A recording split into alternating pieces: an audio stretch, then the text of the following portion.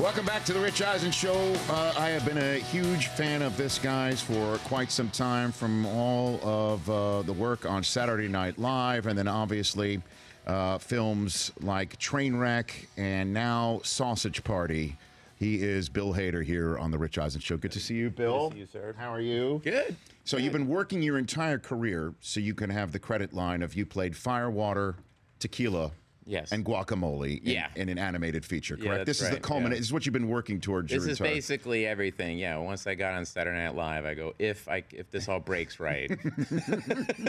This, I mean, how would you describe this movie? I mean, it is to kind people? of like if Toy Story, you know, is what happens when you leave the room. If all the toys came to life, this is, you know, if you're in a little convenience store, if all the food came to life. Mm-hmm.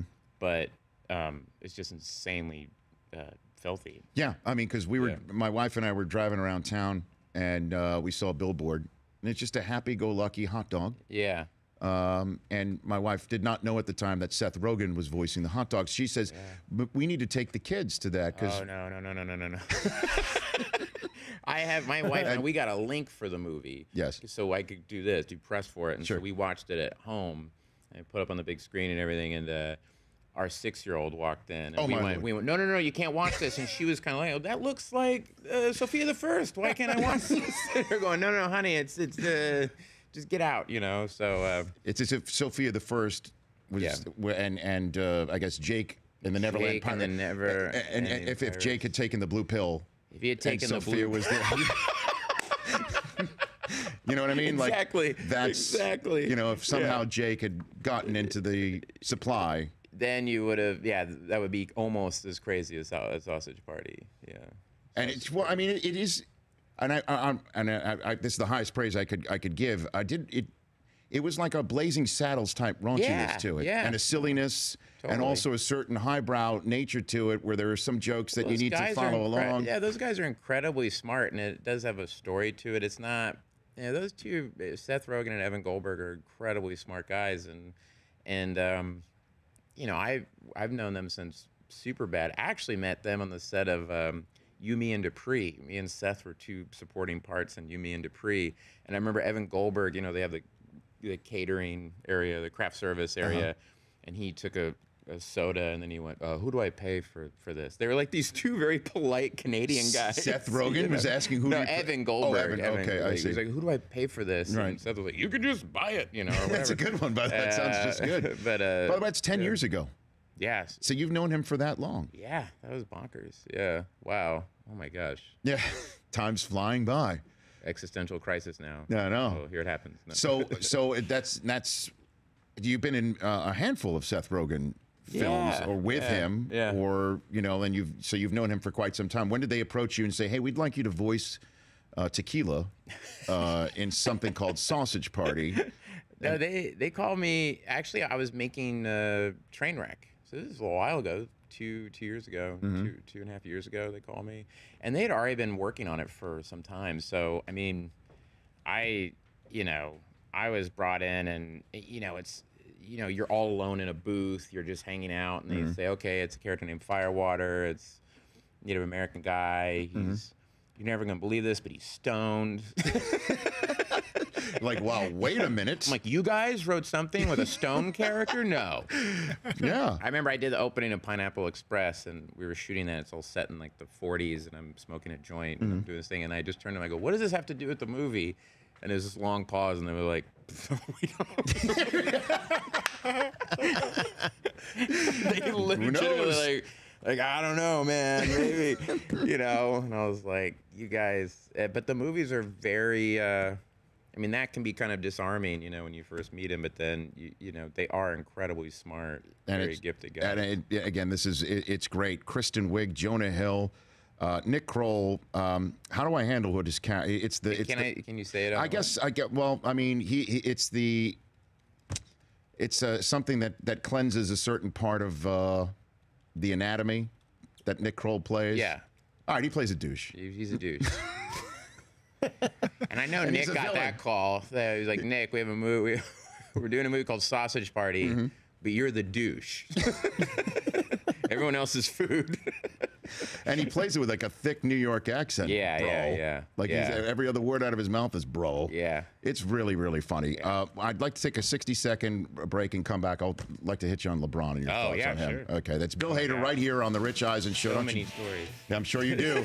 I'm sure you do. Sausage Party in theaters near you on August the 12th. That would be tomorrow for those of you listening on Thursday, which today is. Back with Bill Hader in a moment here on the Rich Eisen Show.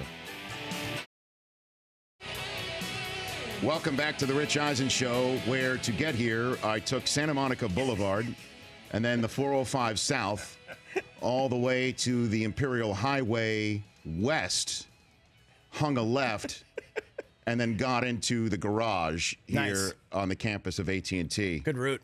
I got completely lost, dude. I got on Douglas, and I went around. I did a whole big loop, dude. Yeah. The Californians skit on Saturday Night Live, when I lived in New York, you know, I got it because I knew California. Yeah, no one in New York liked it. But out here, everybody does describe exactly how they got from one point to another. In the same way in New Jersey, you describe what exit you're from. Yeah, right. You know? That's a perfect way of putting it. Yeah, it's so spot on, Bill. Yeah, I know. That was, and it's never giving directions. It's just saying, like, how are you going to get home? Well, dude, I'm gonna get on the, I'll get on the 405 North, and then I'll get off at Sunset maybe, and then, you know what I mean, or whatever. It's never helpful. But by the way, having then moved to California and seeing the skit, the directions are spot on. You're not just picking. Isn't it like these roads actually do connect? Yeah, they all do connect. My favorite one was one time Fred Armisen said, just take Fountain until dead ends into that high school. And he had changed. I feel like that was something he changed between dress rehearsal and air, because Fred was always trying to make me laugh during that sketch. So he would put in things that I hadn't, because I'm a soft touch, I laugh very easily. So who's the one that gets you to laugh easily? And anything, any movie you've done, any Saturday Fred. I mean, we did that show Documentary Now, and he just knows. I mean, everything he does. We would do sketches, and they would. One time we did a sketch called Short-Term Memory Theater that he wrote. And I was a professor saying, all these people have short-term memory, and I've worked with them, and they know all their lines. And now I will prove it, and I'm in the play. And then the joke is I sit down, and immediately everybody, it's Vince Vaughn, no one knows their lines. And I have to keep prompting them. I'm like, hello, honey, how are you? And it's like, I'm fine, dear, And it was this great thing where I went, whatever Fred says, he has to say like what I say. He has to repeat what I say. So I was going to mess with him on air. I was going to say things that he would have to repeat. And Fred just knew that I was going to mess with him somehow. So he came in, and it's on air. You can find this. He came in, and his character, for some reason, was wearing a giant, like, really puffy New York Giants jacket.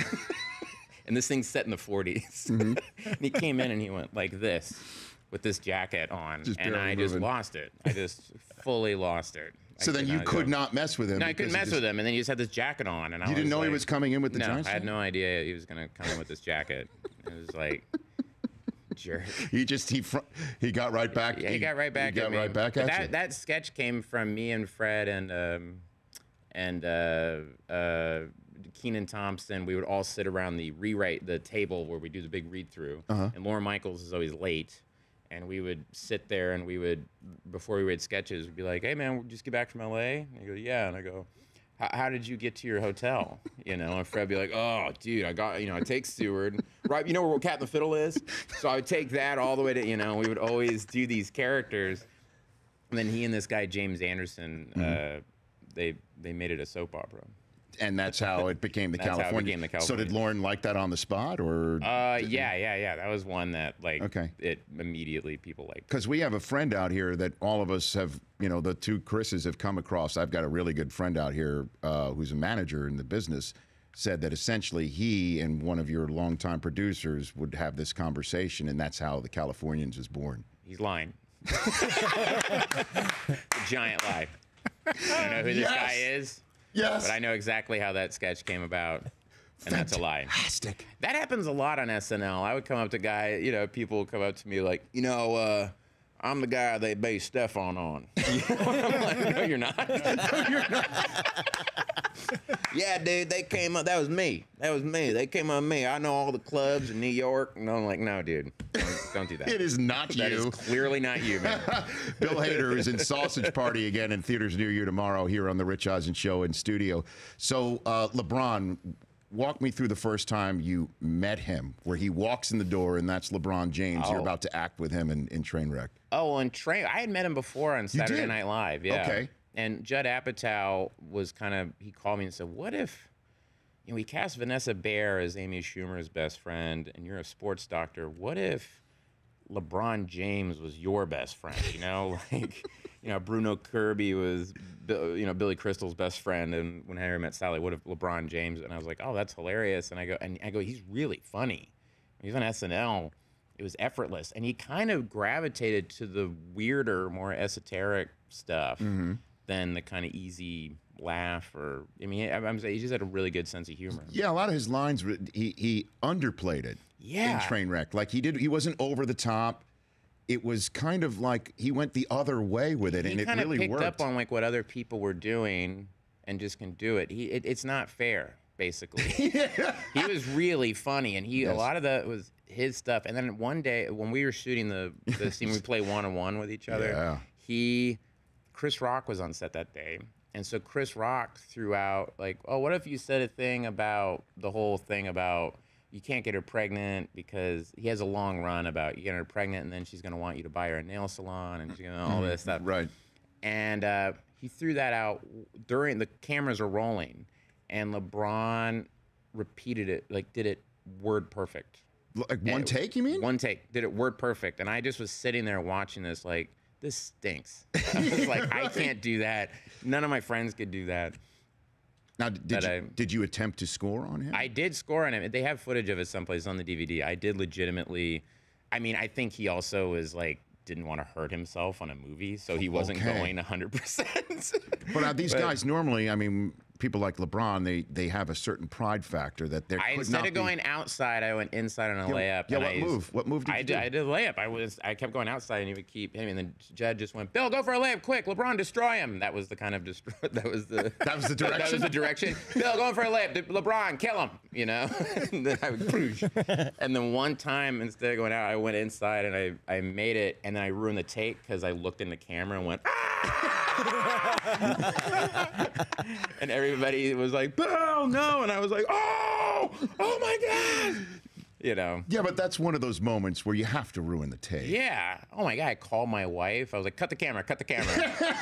Now, did you scoop it in off glass? Did it go off? Yeah, I went off glass. It's on the DVD. Okay, I have not seen that extra. Yeah, I don't know. Okay. Maybe the LeBron camp's trying to just suppress that. Maybe they just don't want it out there. That makes sense. That I scored on him once. No. That absolutely makes sense. Jason Sudeikis scored on him once. We were doing a sketch on SNL, and he legitimately did a fadeaway, and LeBron was trying to block him, and it went in, and we all everyone went bananas. So, because Sudeikis, apparently he has got some game, like he can actually hoop it up. He's actually an incredible basketball player. We did a sketch once where we all were playing basketball, and if you watch it, it's just cutaways of Jason. That's the rest of us can't play worth anything. That's it. Bill Hader here on the Rich Eisen Show, and then again, Trainwreck crushed it. That was the hit of the summer last year. And congrats on that. And then thanks, man. Now you got Sausage Party coming out now. Yeah. Was there anybody else in Sausage Party who was in Inside Out as well? Are you the only one who? Am I the only one? I'm just trying to you have this. Yeah. There are if there's a gamut. I don't know if there is a gamut. Of animated films, you've done it, man. I don't think you could get more Pixar success than Inside Out. Yeah. And then on the other end, you can't go more the opposite of what you expect from an animated feature in the summer than Sausage Party. So I know, and the Pixar people are really thrilled about Sausage Party. They email me when the trailer came out. And what do you mean? Oh, they love it. They're so excited that Sausage Party exists. Like the producers of Inside Out and stuff. Why do you think? They just think it's great that someone did that with one of the movies. They're like, oh, that's so funny. Like they just have they're like a bunch of dads. You go to Pixar and it's just like a bunch of they're not like the most not Hollywood people. You know what I mean? They're just sweet dads. So they're you know? not coming up with a bun and a hot dog having sex with each other. No, they're not. They're not thinking of that No, sort of they're stuff. like, what's a thing that will give the audience an existential crisis, make them cry, and just remind them that they're all about to die? Yeah.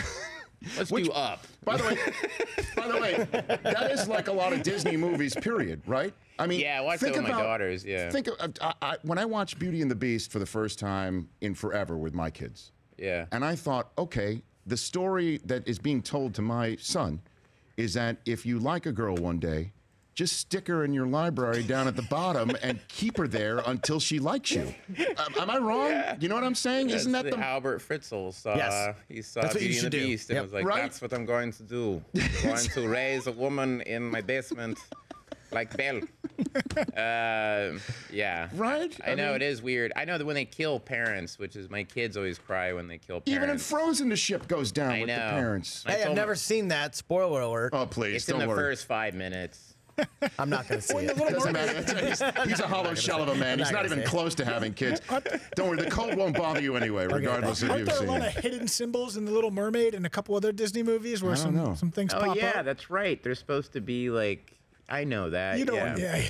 yeah. Yeah, there, but I don't know about. I did tell my daughter though, because she would cry every time like one of the because all the parents died. I mean, when it's you true. Finding Nemo, Lion King. the Bambi? mom, yeah, Bambi? dies. Bambi, yeah. Bambi? And I was like, that is a story device to get you to care about the kids. That is a story device. It's very shrewd, but it gets you to care about the main characters. So whatever they do, you're on Dumbo's side because his mom's in jail, and it's a story device. And then apparently I had a teachers conference, and the teacher was like, "So your daughter is telling everybody."